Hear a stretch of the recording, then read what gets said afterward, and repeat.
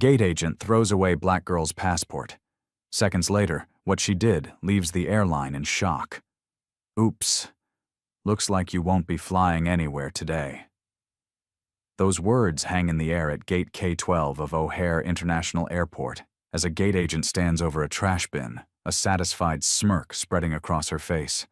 A 13-year-old black girl stares in disbelief at where her passport just landed, crumpled among coffee cups and discarded boarding passes. Most kids would panic. Most would cry. Most would feel powerless against an adult in uniform who just destroyed their federal document. But Maya Johnson isn't like most kids. Within seconds, she reaches into her backpack and pulls out her phone. Her hands tremble slightly, but her voice is steady and clear as she hits record. She states her name, the date, the time, and the location. Then she says something that makes the gate agent's smug expression freeze solid. What you just did violates Title VI of the Civil Rights Act of 1964, which prohibits discrimination based on race in programs receiving federal assistance. This airport receives federal funding. Your actions constitute racial profiling under federal law. I'm recording this for legal purposes. The agent's face drains of color. Other passengers pull out their phones and start recording. Someone gasps. Someone else whispers, "Oh my God!" Within minutes, airport security will arrive. Within hours, this video will have millions of views. Within days, an entire airline will be forced to answer for what happened at this gate. But how did we get here? How does a 13-year-old girl know civil rights law better than the adults trying to intimidate her? And what happens when her father, a senior civil rights attorney with the ACLU, arrives at that gate 20 minutes later? Welcome back to Black and Bruised Stories. If you're new here, you've just joined a community dedicated to truth, justice, and survival. Show some love by clicking the like and subscribe button. Before we dive deeper into this story, drop a comment where you are watching from and what time it is for you right now. This is the story of Maya Johnson, a girl who refused to be silent in the face of blatant discrimination.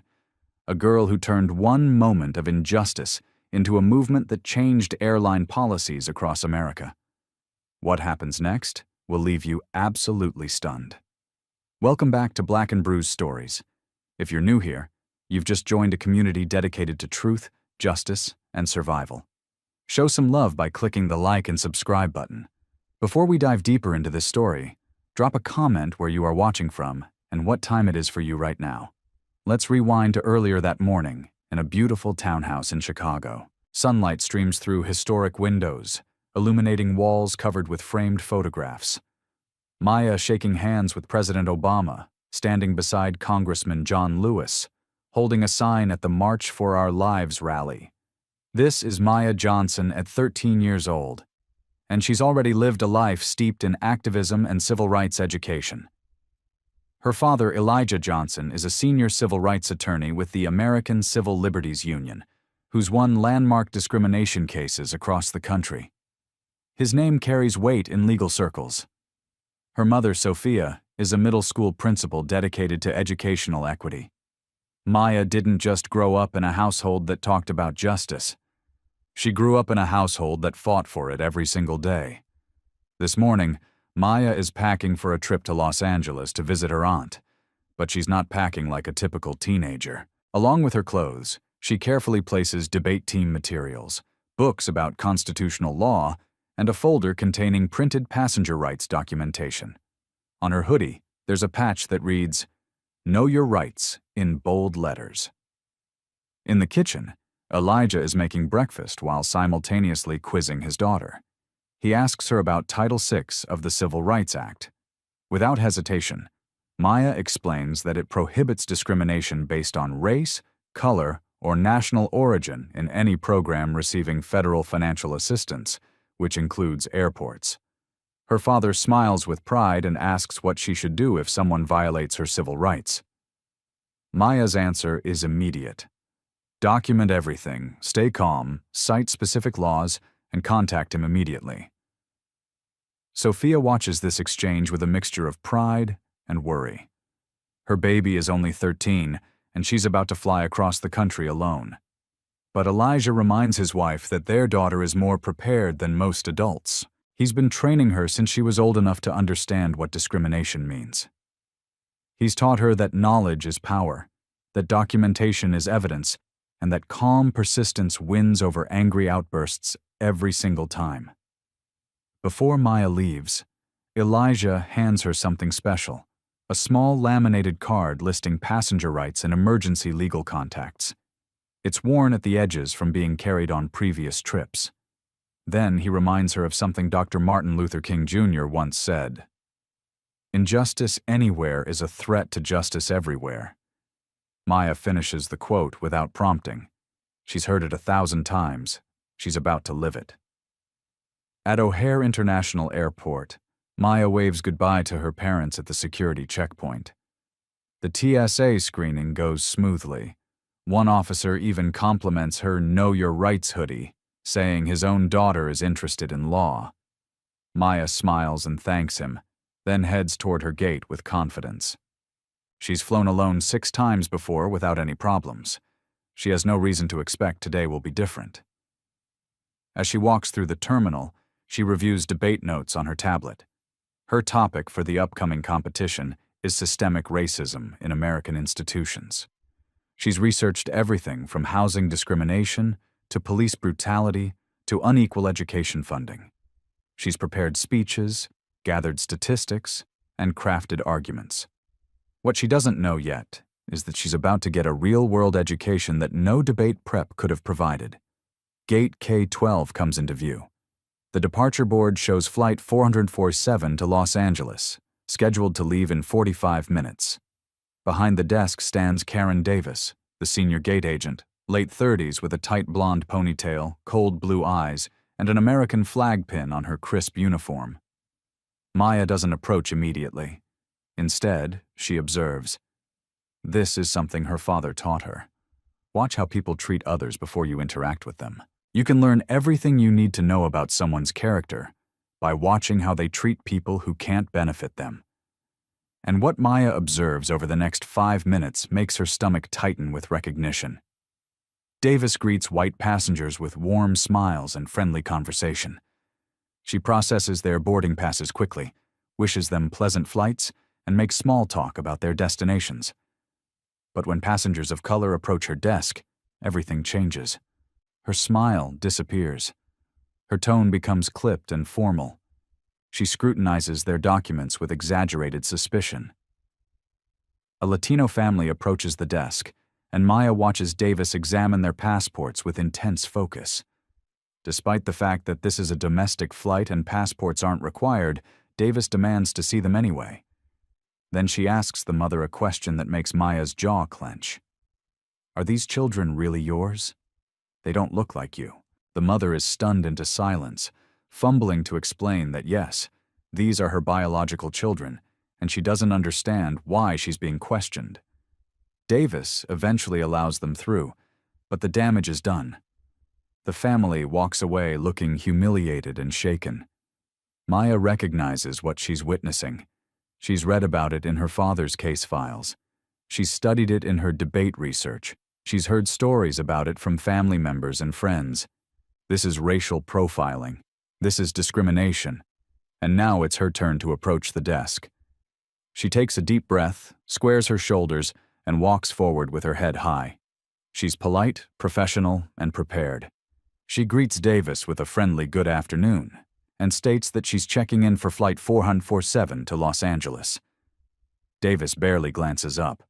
Her tone is flat and disinterested as she demands to see a boarding pass and identification. Maya presents her mobile boarding pass on her phone and her valid United States passport. Davis's eyes narrow the moment she sees Maya. Something shifts in the air. Something cold and dangerous. Davis takes the passport and begins examining it with exaggerated scrutiny, flipping through pages slowly, holding it up to the light, comparing the photo to Maya's face again and again. Finally, Davis speaks, and her first words send a chill down Maya's spine. She says that something doesn't look right about the passport. Maya is confused and asks what the problem might be. Davis ignores the question and asks where Maya's parents are. When Maya explains that she's traveling alone to visit family and that she's 13, which is above the minimum age for solo travel, Davis's expression hardens even further. Davis asks how a 13-year-old afforded a plane ticket. The implication is clear and insulting. Maya maintains her composure and explains that her parents purchased the ticket. She asks directly if there's a problem with her documentation. Davis responds by questioning how she can know the passport actually belongs to Maya. Maybe it's her sister's passport. Maybe it's stolen. Maya feels anger rising in her chest, but she remembers her father's training. Stay calm. Don't give them ammunition. She points out that her photo, name, and date of birth are clearly visible in the passport and match her boarding pass exactly. Davis tells her not to get smart. She demands to know where Maya was born. When Maya calmly states that she was born in Chicago and that this information is clearly printed on page 2 of the passport Davis is currently holding, the agent's face hardens like stone. Davis asks what Maya is traveling to Los Angeles for. Maya explains that she's visiting her aunt. Then she asks a question that changes everything. Why is she being questioned when other passengers aren't? Davis's response is vague and defensive. She claims she asks questions when something seems suspicious. Maya looks Davis directly in the eyes and asks, "What exactly seems suspicious? Is it her valid passport, her confirmed ticket, or is it her skin color?" The question hangs in the air like smoke. Nearby, passengers stop what they're doing and start paying attention. Several pull out phones. Everyone can feel the tension crackling between this teenage girl and the gate agent who's 3 times her age. Davis stands abruptly, her chair scraping against the floor. Her voice rises as she demands to know if Maya is accusing her of racism. Maya doesn't back down. She calmly states that she's asking why she's receiving different treatment than other passengers, and that it's a reasonable question to ask. Davis says she doesn't like Maya's tone or attitude. Maya responds that she's been respectful and is simply asking about the status of her travel documentation. Then, Davis makes her accusation official. She declares that the passport looks fake to her. Maya asks on what basis and what specific security features appear fraudulent.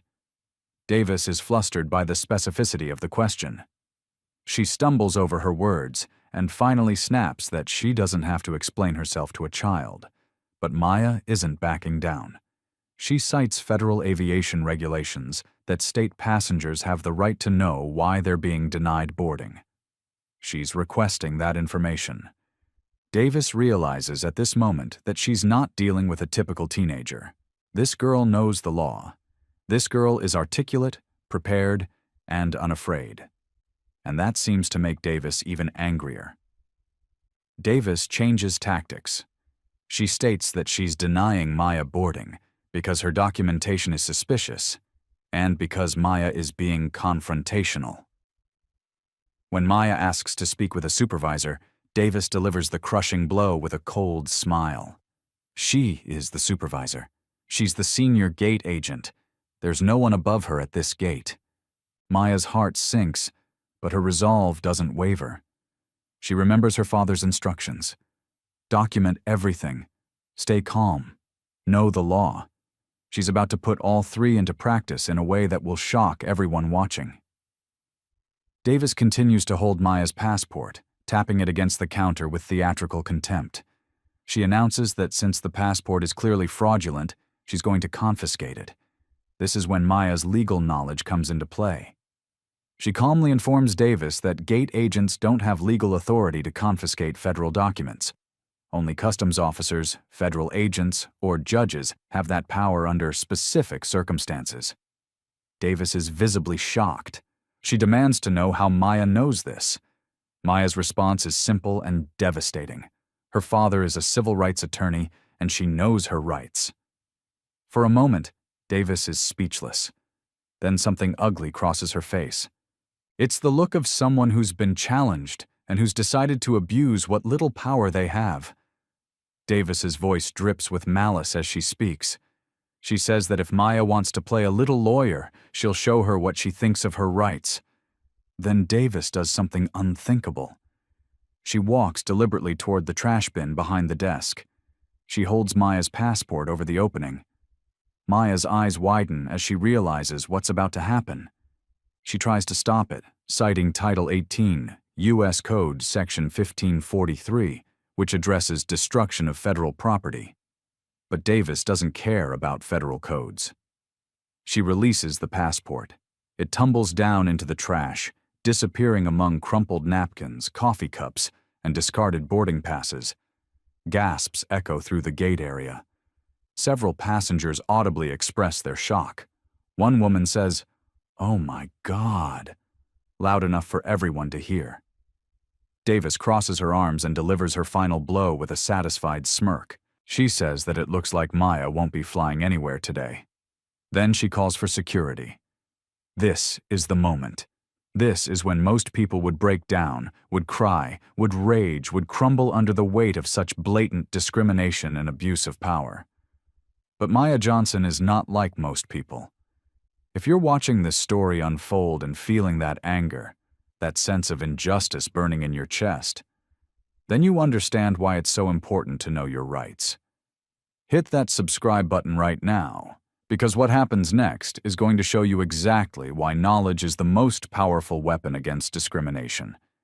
And drop a comment telling me, have you or someone you know ever experienced discrimination while traveling? Your stories matter. Your voices matter. Now let's see how Maya fights back. Maya Johnson stands at gate K-12, and the entire trajectory of her young life has just shifted. Her passport is in the trash. A gate agent has just committed an act of blatant discrimination in front of dozens of witnesses. Security has been called. Most 13-year-olds would be crying right now. Most adults would be screaming, but Maya does neither. She takes 3 slow, deep breaths, in through her nose, out through her mouth. Her father's voice echoes in her mind like a mantra. Anger clouds judgment, but calm reveals truth. She reaches into her backpack with steady hands and pulls out her smartphone. She opens the camera app. She positions the phone to capture both herself and Karen Davis, and then she hits record. Her voice, when she speaks, is clear and measured. She states her full name, Maya Marie Johnson. She states the date and time. She states her location, Gate K-12, O'Hare International Airport, Chicago. And then she describes exactly what just happened in language so precise, it sounds like a legal deposition. She explains that senior gate agent Karen Davis just threw her valid United States passport into the trash bin after Maya questioned why she was being treated differently than other passengers. She describes the interrogation she endured, the questions about how she afforded her ticket, the accusations that her passport might be stolen or fraudulent, and the refusal to process her boarding despite having valid documentation. Davis's reaction is immediate and aggressive. She demands that Maya turn the camera off right now, but Maya doesn't comply. Instead, she cites a legal case that most adults have never heard of, Glick versus Kiff. She explains that under this precedent, she has a First Amendment right to record public officials performing their duties in public spaces. She states clearly that this is a public airport, and Davis is performing her duties as a government-contracted employee. Davis is stunned into momentary silence. This teenager just cited case law, but Maya isn't finished, not even close. She continues speaking into the camera, and what comes next makes jaws drop throughout the entire gate area. She explains that Davis has violated Title VI of the Civil Rights Act of 1964. She describes how this federal law prohibits discrimination based on race, color, or national origin in any program or activity receiving federal financial assistance. She points out that O'Hare International Airport receives federal funding, which means all employees and contractors are bound by this law. She states that Davis's actions constitute racial profiling under federal law. Other passengers are now pulling out their own phones. Within seconds, at least 8 people are recording this confrontation from different angles. An elderly white woman with silver hair is filming. A black businessman in a suit is filming. A young Asian American couple is filming. The Latino family with 3 children from earlier is filming. Everyone recognizes that they're witnessing something extraordinary. Davis realizes she's losing control of the situation. She tries to grab Maya's phone, reaching across the desk with her hand extended. But Maya steps back quickly, creating distance. Her voice remains calm as she warns Davis not to touch her. She states clearly that assault of a minor is a criminal offense, and that any physical contact will be recorded and reported. Another gate agent approaches. His name is Alex Kim, a young Asian American man in his 20s, with kind eyes and visible concern on his face. He asks Karen what's going on. Davis immediately tries to paint herself as the victim. She claims that this girl has been disruptive and confrontational, but Maya doesn't let the false narrative stand. She addresses Alex directly and respectfully. She explains that she's being denied boarding without legal cause. She states that Davis threw her passport in the trash and that she has the right to file a formal complaint under 14 CFR Part 16, which governs aviation consumer protection. She requests that Alex retrieve her passport from the trash bin as it contains her federal travel document. Alex Kim looks genuinely shocked. He glances at Davis, then at the trash bin, then at Maya's calm, composed face. He asks if Davis really threw a passenger's passport away. Maya confirms that yes, she did, and that it happened approximately 4 minutes ago, so the passport should still be near the top of the bin. Multiple witnesses can verify what happened. Davis tries to stop Alex from going to the trash bin. She practically shouts at him not to dare, but Alex has already seen enough to know that something is very wrong here. He walks to the trash bin, reaches in carefully, and pulls out a dark blue U.S. passport. He opens it, examines it, and his expression shifts to confusion and concern. He looks at Davis and asks what she was thinking. The passport is completely legitimate. Davis insists that the girl was being difficult, but Maya corrects the record once again. She states that asking why you're being treated differently than other passengers isn't difficult. It's advocating for your civil rights. It's standing up against discrimination. It's refusing to accept injustice simply because someone in a position of minor authority tells you to be quiet.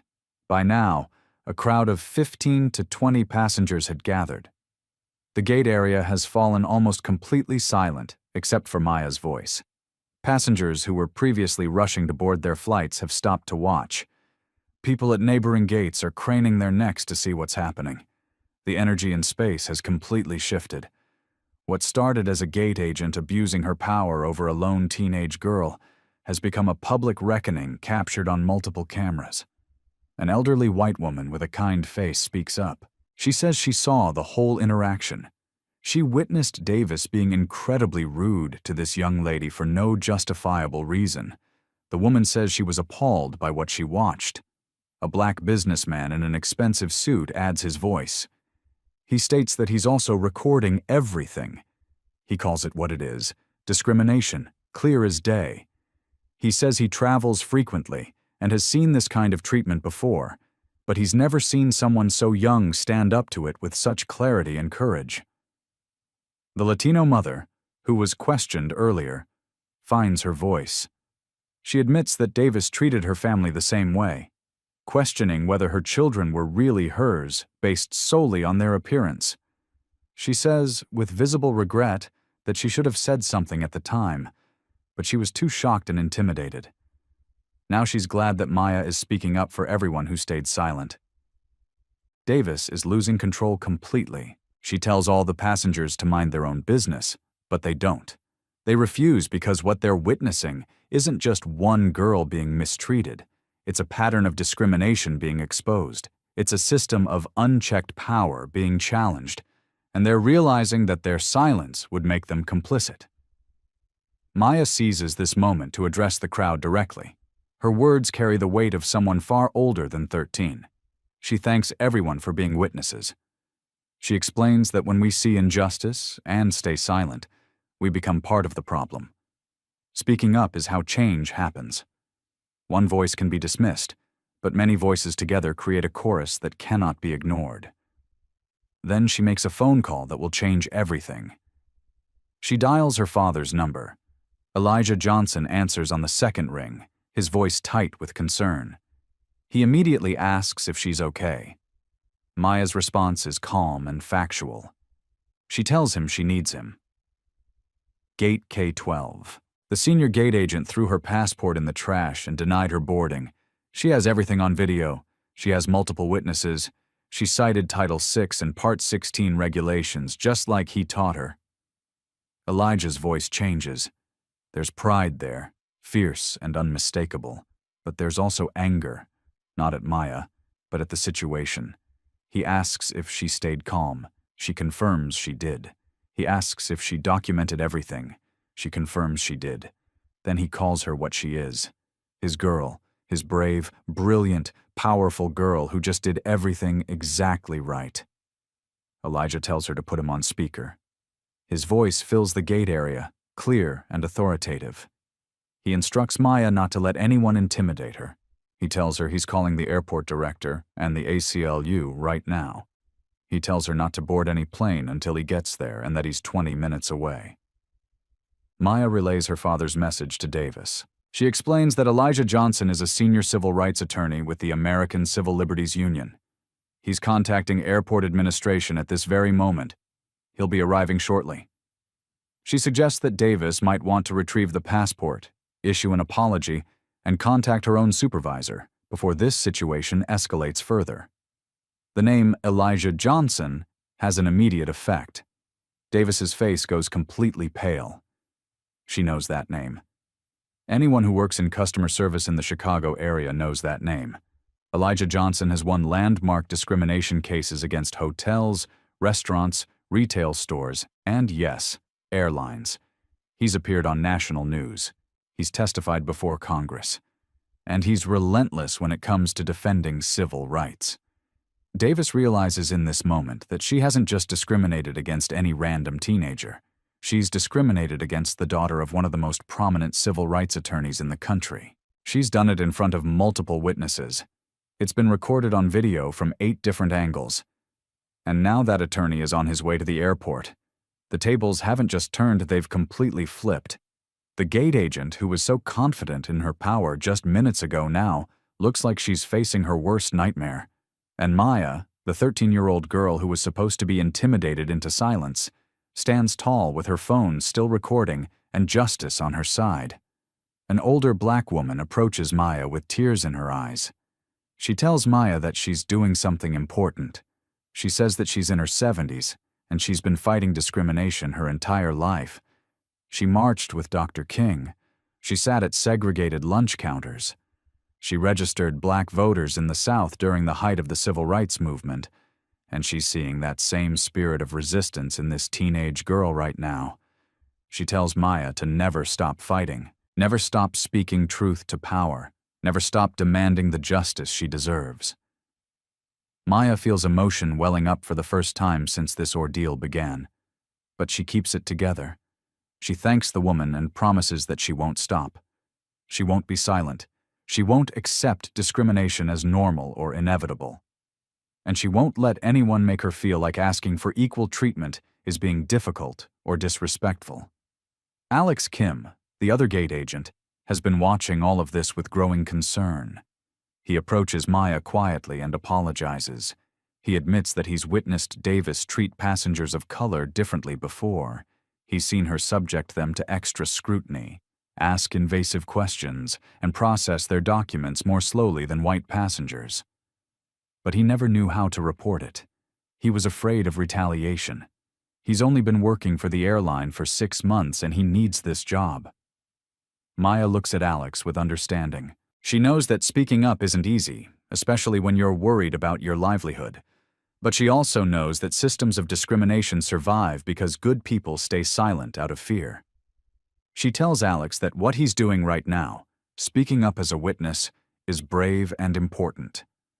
She encourages him to document everything he's seen and to report it to management. She promises that her father will make sure he's protected from retaliation. Airport security arrives at this moment. 2 officers in uniform push through the crowd. Officer Ramirez, a Latino man in his 30s, and Officer Williams, an older black man with graying hair and a calm demeanor. Davis immediately launches into a performance. Fake tears well up in her eyes as she tells the officers that she's so glad they're here. She claims that this girl has been harassing her, recording her without permission and causing a disturbance. But Maya is ready. She addresses the officers calmly and respectfully. She identifies herself by name. She explains that she was denied boarding without legal cause and that the gate agent threw her valid passport in the trash. She states that she has video evidence of everything that occurred. Multiple passengers witnessed the incident. She clarifies that she's not being disruptive. She's exercising her legal rights as outlined in federal law. Officer Ramirez asks if she can lower her phone. Maya respectfully declines. She explains that she's continuing to document the interaction for her safety and to ensure an accurate record of events. Officer Williams studies Maya's face carefully. There's something in her calm confidence, her precise language, her knowledge of legal terminology that catches his attention. Williams asks if her last name is Johnson and if her father is Elijah Johnson. When Maya confirms this, Williams's entire demeanor shifts. He tells her that he knows Elijah personally. Elijah helped his nephew with a police brutality case several years ago. He's a good man who fights for justice. Williams turns to Davis and asks in a much more serious tone, "What happened here?" Davis tries to repeat her story about suspicious documentation, but she's immediately interrupted by multiple passengers. They call out that her story isn't true. They shout that they saw everything. They insist that what they witnessed was clear discrimination. The elderly white woman holds up her phone and announces that she has video of Davis deliberately throwing the passport in the trash. Alex Kim adds his voice to the chorus. He tells Officer Williams that he personally retrieved the passport from the trash and that it's completely legitimate. He states that he's witnessed Davis treat other passengers of color differently throughout the day and over previous shifts. He's ready to provide a formal statement about a pattern of discriminatory behavior. Officer Williams examines the passport that Alex is still holding. He confirms that it's valid, properly issued, and shows no signs of forgery or tampering. He asks Davis directly why she threw away a legitimate passenger's federal document. Davis stumbles over her words. She claims it was an accident, but the elderly white woman immediately contradicts this. She describes in detail how Davis held the passport up deliberately, maintained eye contact with Maya, and then dropped it. There was nothing accidental about it. The situation is now completely out of Davis's control. What started as her wielding power over a lone teenager has become a public exposure of discrimination with multiple witnesses, video evidence, and security involvement. And in exactly 12 minutes, Elijah Johnson will arrive at this gate with the full weight of the ACLU behind him. Officer Williams radios for a supervisor, while Officer Ramirez works to keep the growing crowd calm and organized. Within minutes, a woman in a sharp business suit strides through the terminal with the purposeful walk of someone who commands respect. This is Patricia Morrison, the airport operations director. She's a black woman in her 50s with steel gray hair, intelligent eyes, and an air of absolute authority.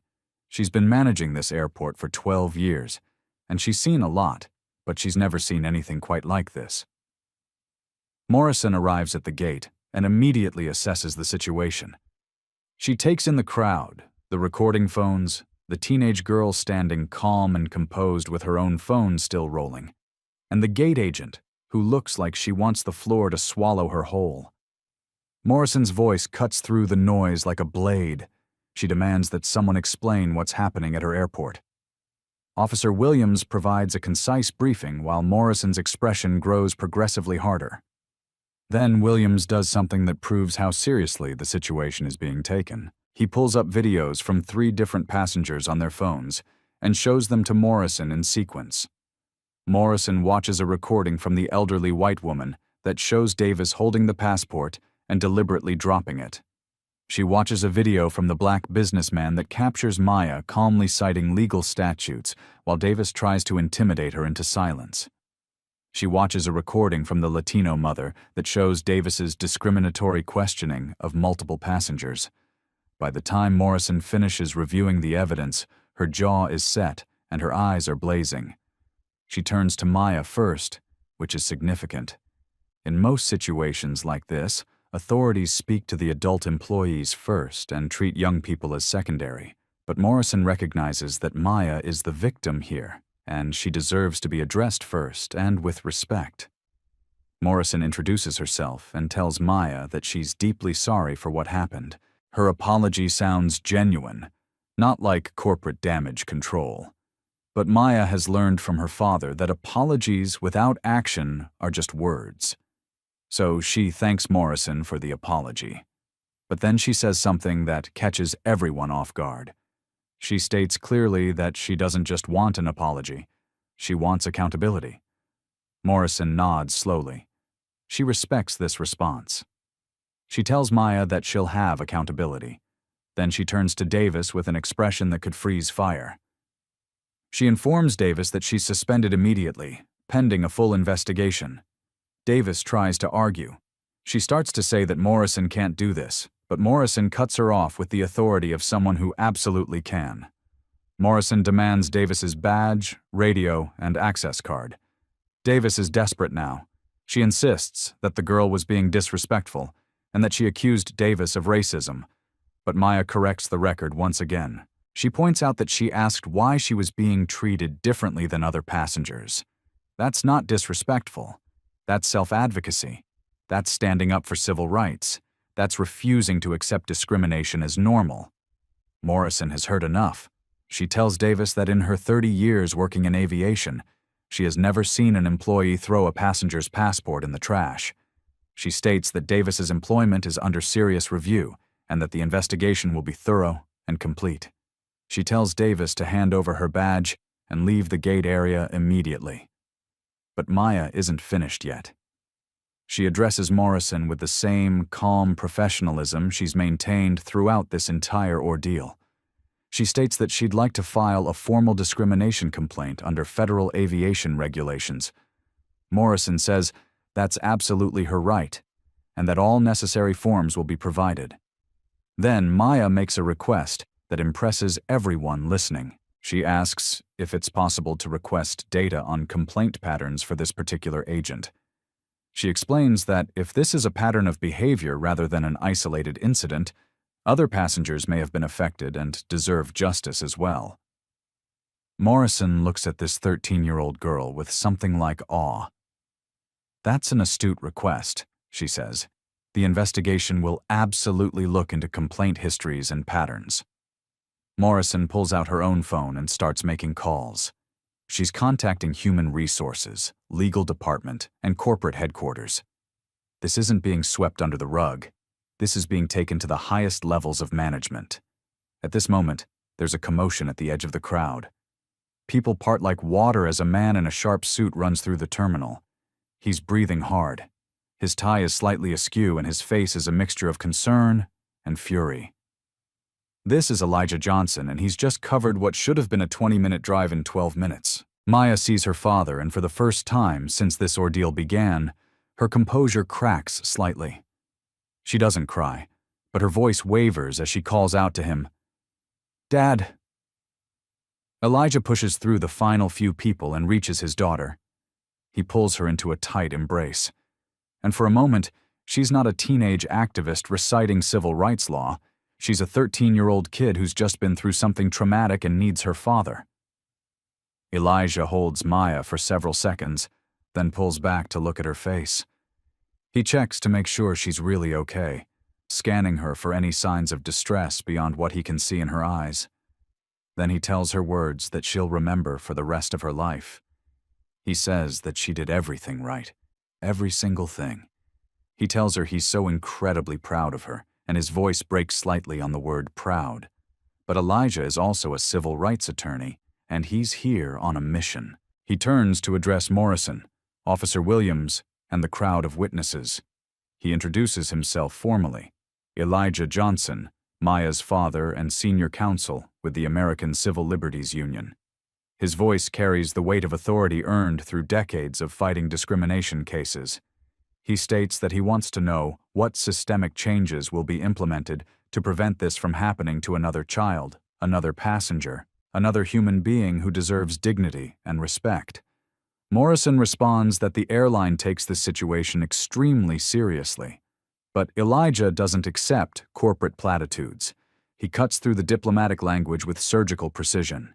He says that with all due respect to Director Morrison, taking something seriously isn't enough. His daughter shouldn't have had to cite federal law to receive basic human dignity. A 13-year-old child shouldn't have to know more about civil rights protections than the adults who are supposed to serve the traveling public. Elijah demands to know what training Davis received on implicit bias. Morrison admits that all employees undergo annual diversity training.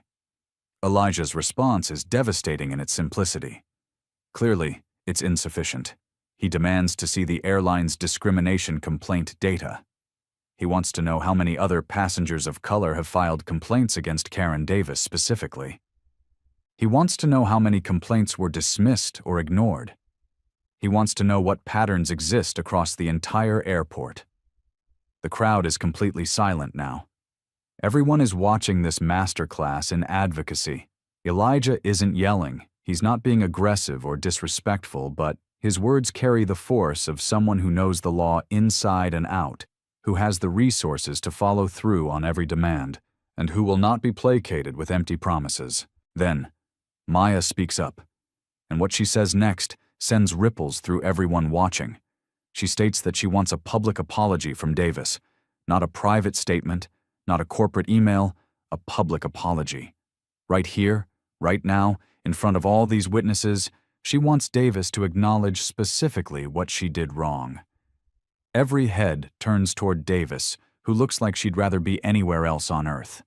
She tries to resist. She stammers that she doesn't think this is necessary, but Morrison's voice is steel. She orders Davis to apologize. Davis's apology when it comes is barely audible. She mutters that she's sorry, but Maya isn't accepting a vague, meaningless statement. She asks Davis to specify what she's apologizing for. Davis reluctantly admits she's sorry for throwing the passport away, but Maya pushes further. She demands that Davis apologize for treating her differently because of her race. Davis can't bring herself to say it. The words stick in her throat. The silence stretches out, uncomfortable and damning. Officer Williams, who's been watching this entire exchange, adds his voice. He tells Davis to say it. Say the words. Acknowledge what you did. Elijah gives Davis a 10-second countdown. He states clearly that if a genuine apology acknowledging racial discrimination isn't issued immediately, the video footage will go viral. The story will be on every news outlet by tonight, and the ACLU will file a federal civil rights lawsuit, not just against Davis personally, but against the airline for maintaining a hostile environment that enabled her discriminatory behavior. Davis breaks with tears of humiliation and anger streaming down her face. She finally says the words. She apologizes for treating Maya differently because of her race. She admits that it was wrong. She acknowledges that it was discrimination. Her voice is bitter and resentful, but the words are spoken and recorded on multiple devices. The apology is documented. The crowd erupts into applause. It's not celebratory applause. It's the sound of people recognizing that justice, real justice, just happened right in front of them. An authority figure was held accountable. A system was challenged. A young black girl refused to be silenced, and she won. Security escorts Davis away from the gate. As she walks through the terminal for what will be the last time as an airline employee, she shoots one final look at Maya. It's a look of pure venom of someone who blames the victim for her own consequences. But Maya doesn't flinch. She stares back with steady eyes, and Davis is the one who looks away first. After Davis disappears into the terminal, Morrison turns her full attention to making things right. She tells Maya that her ticket will be fully refunded. She'll be booked on the next available flight to Los Angeles in first class. The airline will provide travel vouchers for Maya's entire family for future flights. A formal letter of apology will be issued from corporate headquarters. But just like before, Maya doesn't accept compensation as a substitute for change.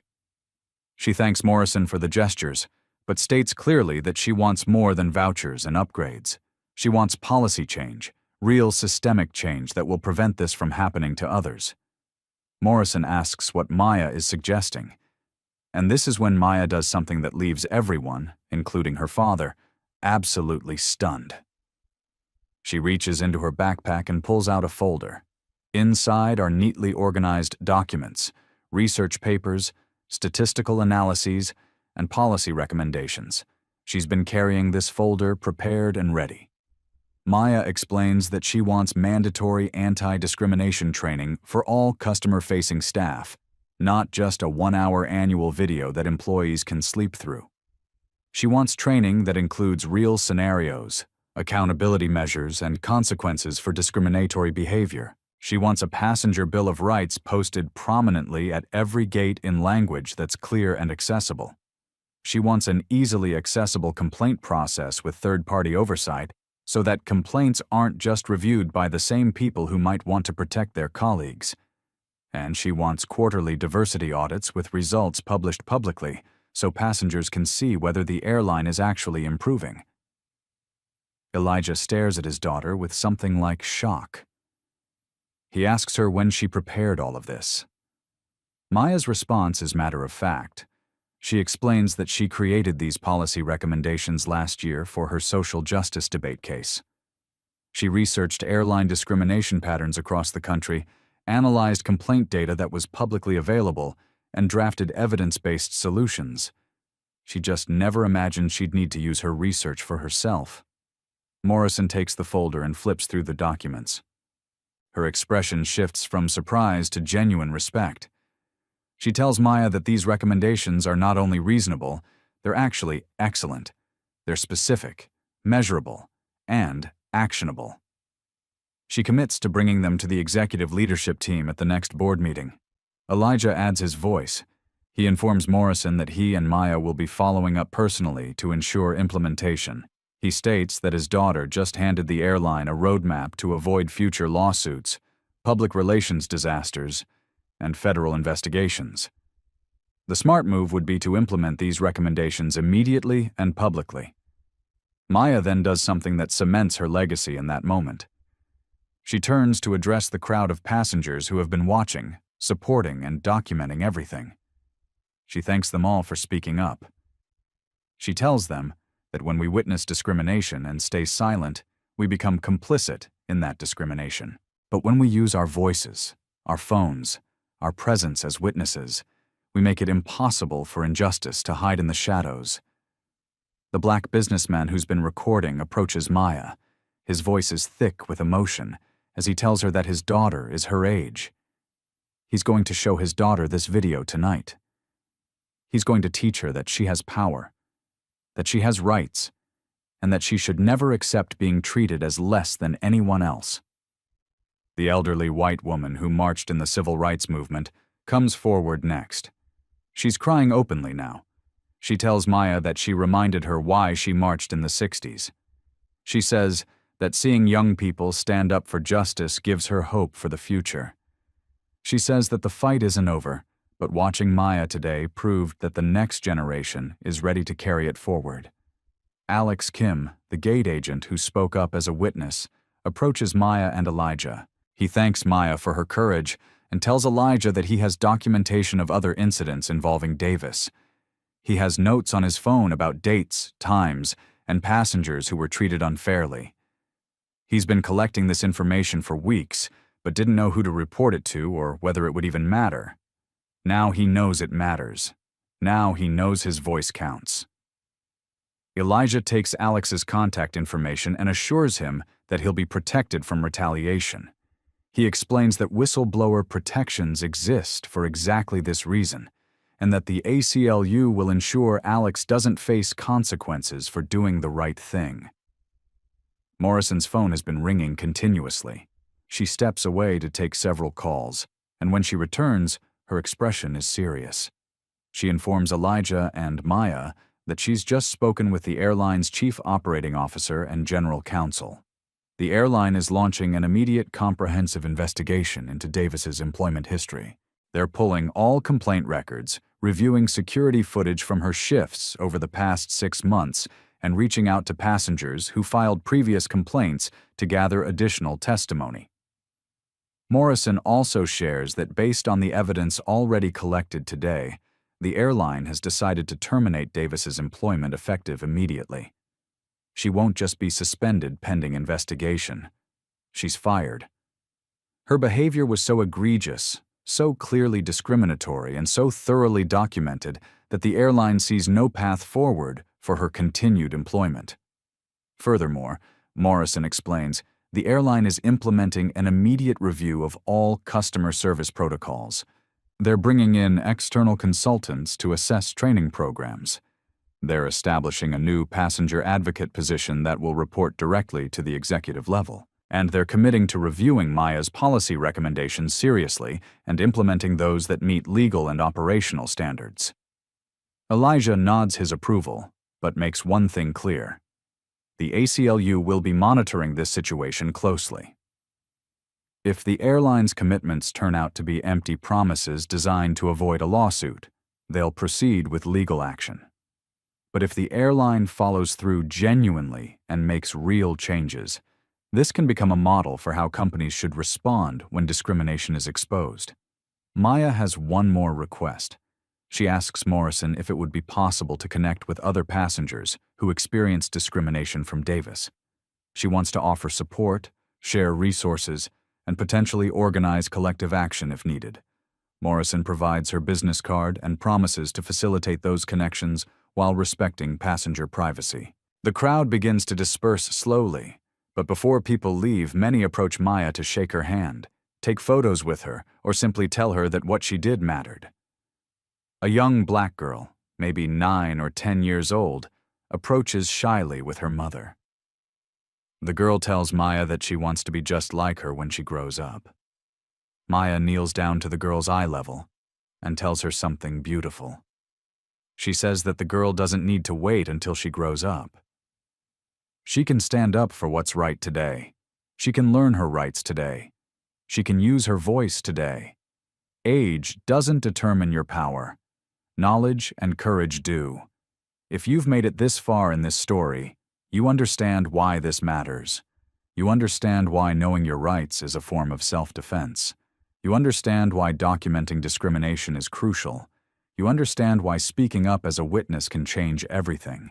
Hit that subscribe button right now if you believe these stories need to be told. And drop a comment answering this question. What's one right that you think every young person should know? Your answers could help educate others. Let's keep this conversation going. 2 hours later, Maya boards her rescheduled flight to Los Angeles in first class. The flight attendants treat her with genuine warmth and respect. The lead flight attendant, a black woman named Ashley, approaches Maya before takeoff. She tells Maya that word has spread through the entire airline about what happened. She says that Maya is an inspiration. She thanks Maya for holding the airline accountable because that accountability protects employees like Ashley as well as passengers. Elijah decided to cancel his meetings and accompanies Maya on the flight.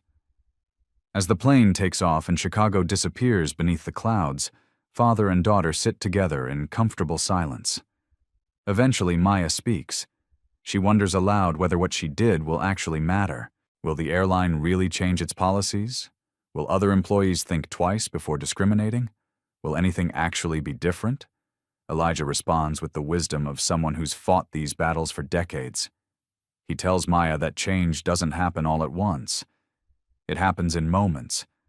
It happens when one person refuses to accept injustice. It happens when witnesses decide to speak up instead of looking away. It happens when institutions are forced to confront their failures publicly. What she did today was plant a seed. Whether it grows into lasting change depends on continued pressure, ongoing accountability, and people refusing to let the moment fade into forgotten history. He also tells her something else. Her video is already going viral. While they were waiting to board, Elijah saw it spreading across social media. Hashtags are trending. News outlets are picking up the story. Civil rights organizations are amplifying the message. Maya's moment of courage at Gate K-12 is becoming part of a larger conversation about racial profiling, passenger rights, and youth activism. Maya pulls out her phone and sees hundreds of notifications. Messages from friends, family, debate team members, and complete strangers. Comments from people sharing their own experiences with discrimination. Emails from journalists requesting interviews. A message from the John Lewis Center for Civil Rights asking if she'd be willing to speak at their youth leadership ceremony. An invitation from her debate team to present her experience as a case study in youth activism. She also sees something that makes her pause. Other passengers from Gate K-12 have posted their videos online with supportive captions.